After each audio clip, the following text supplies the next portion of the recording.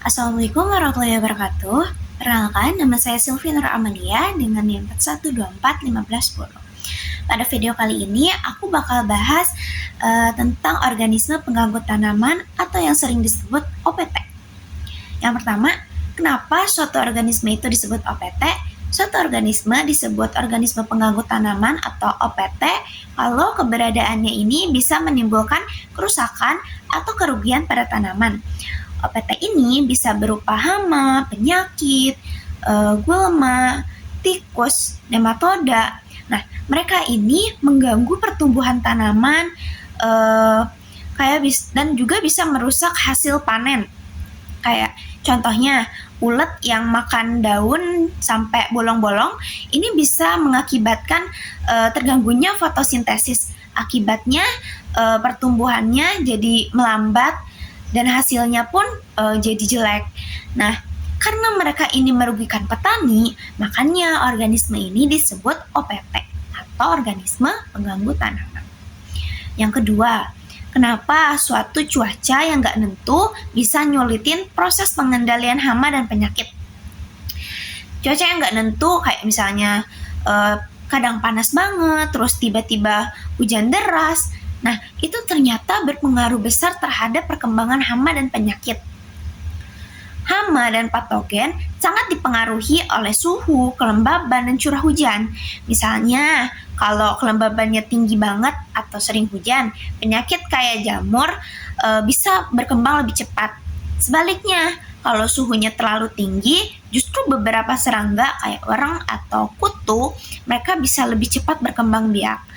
Akibatnya, mereka ini dapat merugikan tanaman.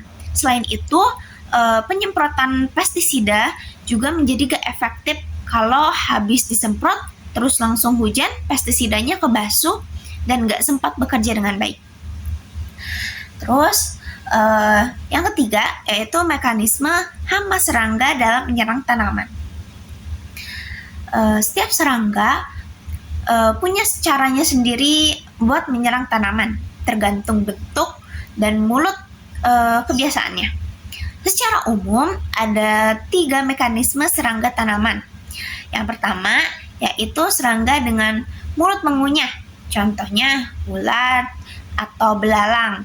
Mereka ini menggigit dan mengunyah bagian bagian tanaman kayak daun, batang, atau bunga.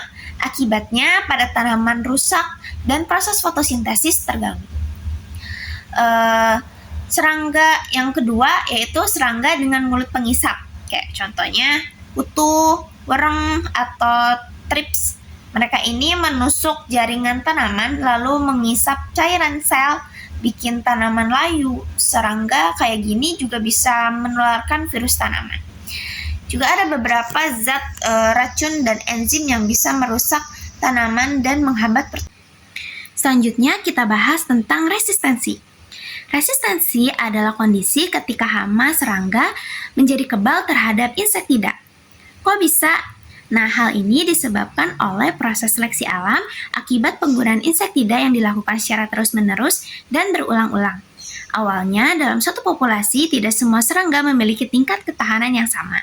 Ada yang mudah mati karena insektida, ada juga yang memiliki gen yang membuat mereka lebih tahan. Nah, ketika petani melakukan penyemprotan, sebagian besar hama yang lemah akan mati. Sedangkan hama yang tahan ini, mereka akan tetap bertahan hidup dan terus berkembang biak dan menurunkan sifat tahan racun kepada keturunannya. Jika hal ini terjadi terus-menerus, maka kelama-kelamaan seluruh populasi di lahan tersebut menjadi kebal terhadap insektida yang sama. Akibatnya, pestisida yang dulunya efektif menjadi tidak efektif lagi. Oleh karena itu, penting bagi petani untuk tidak menggunakan insektida secara berlebihan dan melakukan rotasi tanaman supaya hamanya tidak beradaptasi dan menjadi resisten. Dan yang terakhir, kita bakal bahas tentang rotasi tanaman. Rotasi tanaman adalah menanam jenis tanaman yang berbeda secara bergantian di lahan yang sama dalam beberapa waktu tertentu. Tujuannya adalah untuk memutus siklus hidup dan penyakit yang biasanya menyerang pada tanaman. Contohnya, kalau satu musim tanam kita menanam cabai, musim berikutnya kita bisa ganti dengan jagung atau kacang-kacangan. Karena tiap hama atau penyakit yang biasanya cuma bisa hidup di tanaman inang tertentu. Kalau tanamannya diganti, otomatis hama itu bakal kehilangan sumber makanan dan populasinya bakal turun. Selain itu, rotasi tanaman juga bermanfaat untuk menjaga kesuburan tanah karena tanaman yang berbeda punya kebutuhan unsur yang berbeda juga. Dengan begitu, rotasi tanaman bisa menjadi salah satu cara efektif dan ramah lingkungan untuk mengendalikan OPT.